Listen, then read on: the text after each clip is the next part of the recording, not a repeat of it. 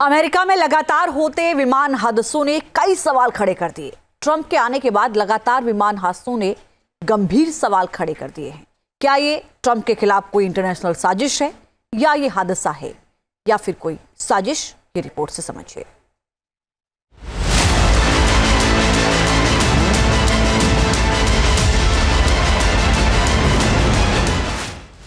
America में बार बार गिरते विमान, एक के बाद एक हवा में होते हादसे।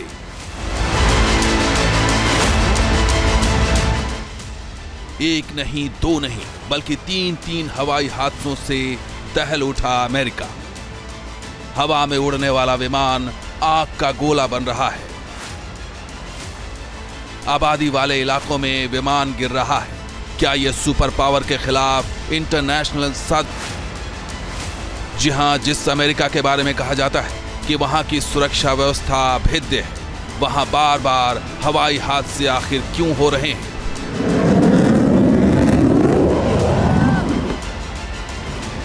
पहले अलास्का में F-35 वाला हादसा, फिर व्हाइट हाउस और पेंटागन के पास दो विमानों की टक्कर, और अब जान बचाने वाली एयर एम्बुलेंस बन गई उड़ता ताबूत। हादसे पर हादसे हो रहे हैं, दुनिया हैरान है। अमेरिका भी समझ नहीं पा रहा कि एक के बाद एक हादसों के पीछे कोई संयोग है या प्रयोग। सवाल बड़े यही है।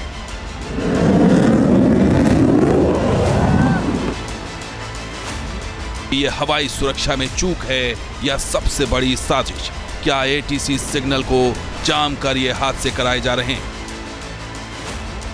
इन हादसों को लेकर कई थ्योरीज भी सामने आ रही है।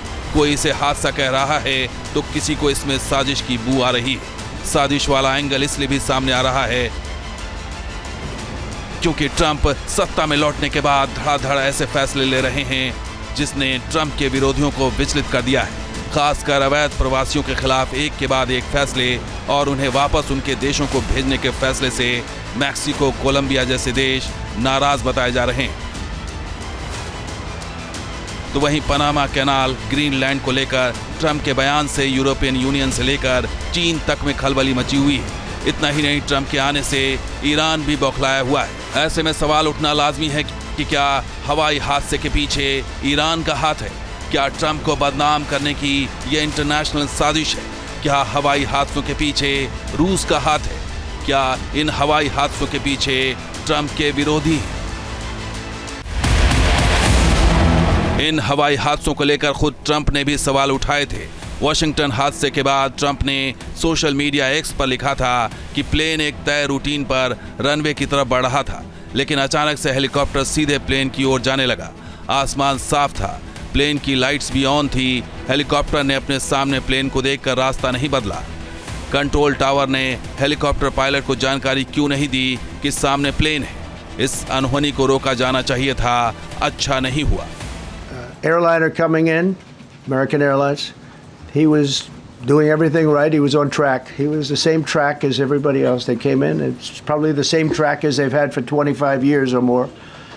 He's coming in the path. And for some reason, he had a helicopter that was at the same height,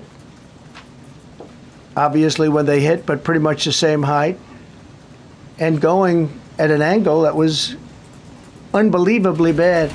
सवाल इसलिए भी गंभीर है क्योंकि वॉशिंगटन वाला जो हादसा हुआ है वो पेंटागन से महज 3 किलोमीटर और 6 मिनट की दूरी पर हुआ है, जबकि रीगन एयरपोर्ट से व्हाइट हाउस महज 5 किलोमीटर की दूरी पर है। तो सवाल ये उठता है कि कहीं व्हाइट हाउस या फिर पेंटागन निशाने पर तो नहीं था।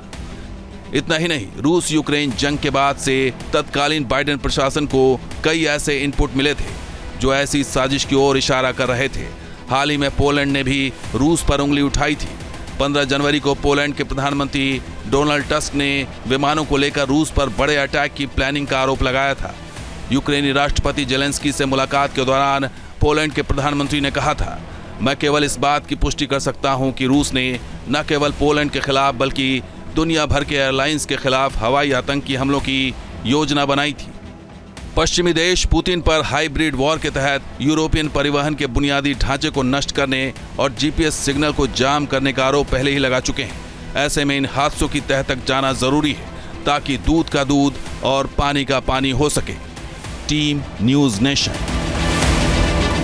न्यूज नेशन अब व्हाट्सएप पर खबरों के ताजा अपडेट के लिए न्यूज नेशन के इस QR कोड को स्कैन करें।